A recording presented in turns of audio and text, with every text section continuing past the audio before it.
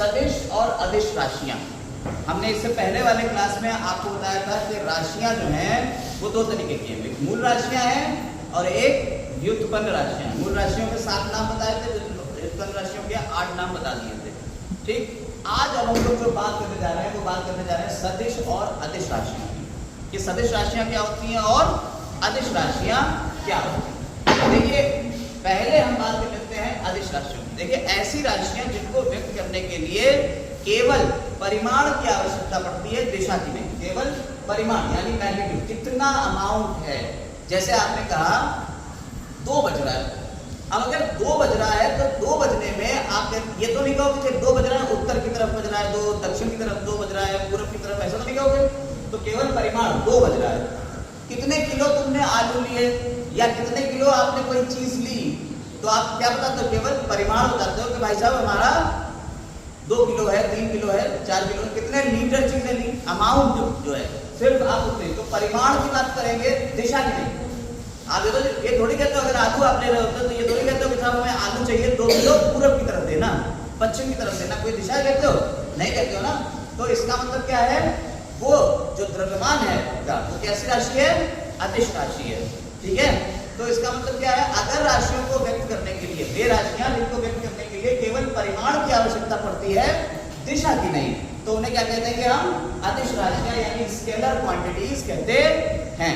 ऐसे ही वे राशियां जिनको व्यक्त करने के लिए परिमाण और दिशा दोनों की आवश्यकता पड़ेगी। जैसे तुमने कहा हमारा जो वेग है, वेग पूरब दिशा में है या पश्चिम दिशा में है, तो आप दिशा भी बताते हो। विस्थापन बताते हो, आप कहां से कहां तक विस्थापित हुए।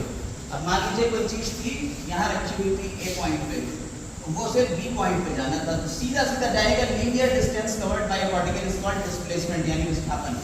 तो ये बी में चला गया, सीधा सीधा गया।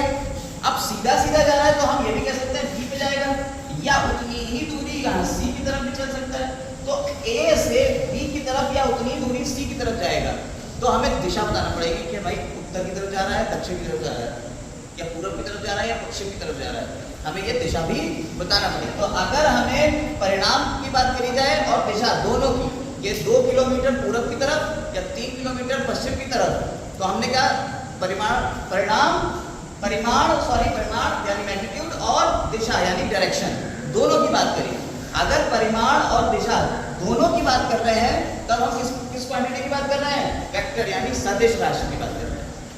यानी ऐसी राशियां जिनको व्यक्त करने के लिए परिमाण तथा दिशा दोनों की आवश्यकता पड़ती है, उन्हें क्या कहेंगे, और जिनके व्यक्त करने के लिए केवल परिमाण की आवश्यकता पड़ती है, दिशा की नहीं, उन्हें अदिश राशियां कहेंगे। ठीक है, उदाहरण देखिए, अदिश राशियों के उदाहरण है द्रव्यमान, दूरी, समय, चाल, आयतन, दाब, कार्य, ऊर्जा, शक्ति, ताप। ये तो आपके 9th क्लास के हैं, इसके अलावा और भी होते हैं लेकिन इसीलिए हमने आधे लिख दिया, यहाँ तक आपको याद करना है इतने। इसके बाद सदिश राशियों में उदाहरण की बात करी जाए तो विस्थापन, वेग, संवेग, त्वरण, बल, आवेग, ये सभी हमने आपको इस सबके फॉर्मूले लिखवा दिए पहले ही, आपको बता दिए। इससे पहले वाली वीडियो में सारे फॉर्मूले पता है आपको।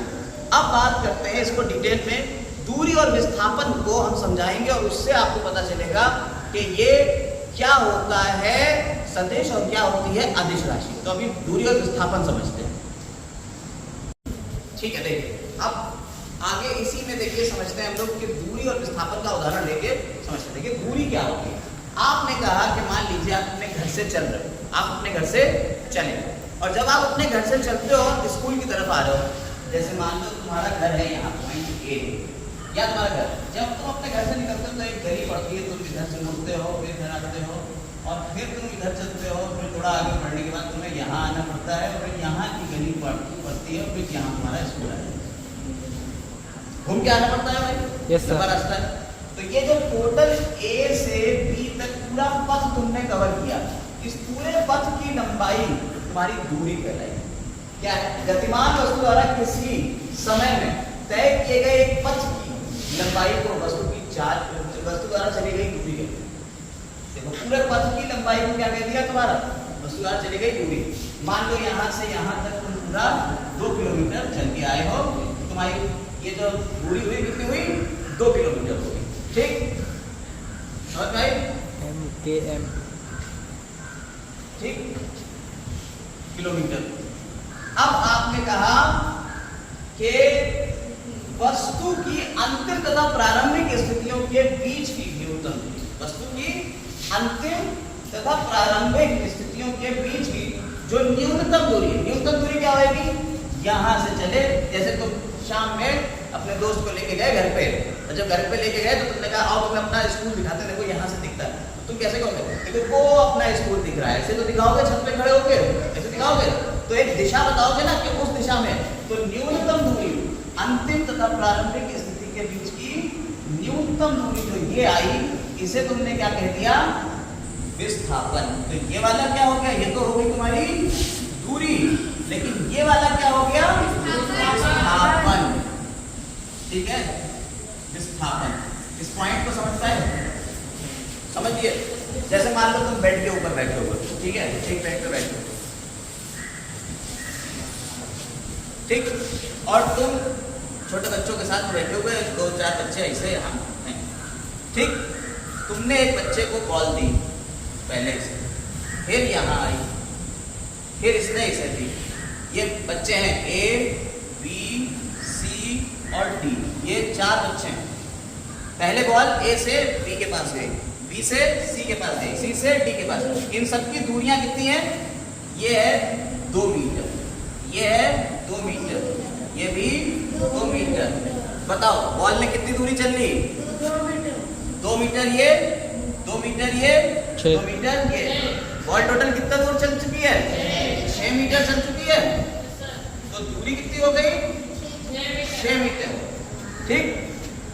विस्थापन अगर पूछा जाए, विस्थापन कितना हुआ? 2।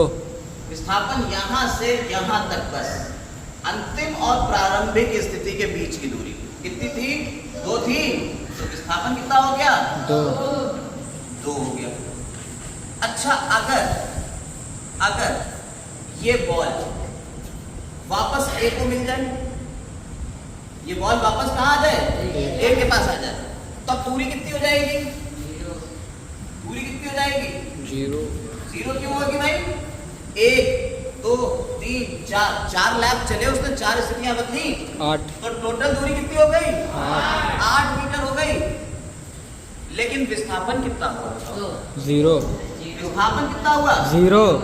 विस्थापन भैया अंतिम स्थिति और प्रारंभिक स्थिति कहाँ है? यही आ गई ना वापस। Yes sir. अब दूसरे केस में ये यही आ गई, तब विस्थापन क्या हुआ?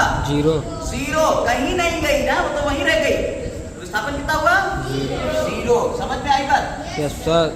तो विस्थापन को व्यक्त करने के लिए आपको क्या चाहिए? कोई दिशा चाहिए कि भाई इस फला दिशा में हमें देखना है, फला दिशा में देखना, और सीधा सीधा। और दूरी को चलने के लिए टोटल जितना आपने पाथ कवर किया है, जितना भी आप पाथ कवर करोगे, दैट इज योर डिस्टेंस, यानी दूरी। और आपने कहा लीनियर डिस्टेंस, सबसे छोटा पाथ जो कवर किया आपने सीधा सीधा और किसी एक दिशा में, उसे क्या कह दिया? विस्थापन। लीनियर डिस्टेंस क्या है? डिस्प्लेसमेंट। तो विस्थापन क्या हो गया? न्यूनतम दूरी, लीनियर डिस्टेंस, अंतर मतलब अंतिम और प्रारंभिक स्थिति का अंतर। समझ में आई बात या नहीं? तो इसके लिए हमें दिशा की जरूरत पड़ेगी, यानी विस्थापन को बताने के लिए हमें यह भी पता होना चाहिए कि भाई 2 मीटर और किस दिशा में विस्थापन हुआ। समझ में आई बात या नहीं? Yes sir. विस्थापन हुआ यहां से यहां हुआ, तो किस दिशा में विस्थापन हो गया। तो 2 मीटर के साथ में हमें क्या बताना पड़ रहा है? ये भी बताना पड़ रहा है किस दिशा में। मान लो ये इधर तक पूरब, इधर हो गया पश्चिम, इधर हो गया उत्तर, और इधर हो गया दक्षिण। तो ये बॉल पहली वाली स्थिति में जब यहाँ से यहाँ आई थी, तो कितना विस्थापन हुआ था? 2 हुआ था विस्थापन। किस दिशा में हुआ था बताओ? दक्षिण दिशा में हुआ था विस्थापन। यहाँ से यहीं तो आ गई, तुम्हें ये बताना पड़ा दक्षिण दिशा में। तो 2 मीटर आपको देना पड़ा किसके साथ में? दक्षिण दिशा के साथ में। अच्छा, यहाँ पे यहाँ वापस यहीं आ गई है, तो कौन सी दिशा है? यहाँ वापस अपनी दिशा में ही है, जिस दिशा में थे उसी दिशा में। तो 0 के साथ में दिशा भी लिख देंगे कि इस दिशा में विस्थापन हुआ। कितना हुआ? 0 हुआ। लेकिन किधर हुआ? उत्तर की दिशा में हुआ। यहाँ से यहाँ तक आ गया, उत्तर की दिशा में हुआ। ठीक है, समझ में आई बात या नहीं? Yes sir. तो 0 के साथ में विस्थापन के साथ में आपको परिमाण, इसे क्या कहते हैं? ये 1 मीटर 2 मीटर 4 मीटर जो भी है, जो नंबर होता है उसे क्या कहते हैं? परिमाण। नंबर को क्या कहते हैं? कोई भी संख्या लिखी हुई है उसे क्या कहते हैं? क्या हम? परिमाण और जो दिशा है वो तो दिशा ही है, पूरा पश्चिम उत्तर दक्षिण वो क्या है इसकी दिशा है। तो अगर परिमाण और दिशा दोनों की जरूरत पड़ रही है तो वो कौन सा हो गया, सदिश राशि हो गई। यानी विस्थापन देखिए आपने कहा 2 मीटर पूरब की या दक्षिण की दिशा में, आपने कहा 2 मीटर दक्षिण की दिशा में, तभी तो कहते हैं विस्थापन हुआ, सीधा सीधा यानी दिशा भी बताई। और दूरी में हमने कोई दिशा नहीं गई, हमने कहा टोटल कितना चले, तो भाई साहब ये चल रही है 8, तो 6 मीटर, 6 मीटर। और यहाँ क्या हुआ 2 मीटर दक्षिण दिशा में। समझ में आई बात क्या नहीं? तो सदिश राशियों को व्यक्त करने के लिए हमें सिर्फ क्या चाहिए, दिशा और परिमाण दोनों। अदिश राशियों को व्यक्त करने के लिए हमें क्या चाहिए, केवल परिमाण। इसका मतलब बताओ दूरी क्या हुई, अदिश राशि हुई, विस्थापन क्या हुआ, सदिश राशि हुई। समझ में आ गई? इस तरह से आपको जो सदिश और अदिश राशियां अभी हमने समझाई वो आपको पता चल गई कि जितनी भी हैं, जैसे त्वरण हो गया, बल हो गया, संवेग हो गया, इन सबको दिशा की जरूरत पड़ेगी। परिमाण के साथ साथ इसमें दिशा की जरूरत पड़ेगी। लेकिन आप कहें टेम्परेचर 10 डिग्री है, अब 10 डिग्री टेम्परेचर को ये थोड़ी कहें 10 डिग्री उत्तर दिशा में, पूर्व दिशा में, पश्चिम दिशा में, टेम्परेचर 10 डिग्री है, यानी वो कौन सी राशि हो गई, अदिश राशि। अगर आपने कहा कि हमारा जो टाइम है वो 2 बज रहा है, तो वो क्या है, अदिश राशि। अदिश राशि। हम कहें हमें 10 किलो कोई चीज दे दो, द्रव्यमान क्या है, अदिश राशि है। समझ में आ गई बात क्या नहीं? यानी सिर्फ संख्या की बात होगी, परिमाण की बात होगी, दिशा की नहीं, तो अदिश राशि। परिमाण दिशा दोनों की तो सदिश राशि। आपको उदाहरण पता चल गए, सारे याद कर लीजिएगा, ठीक है बस।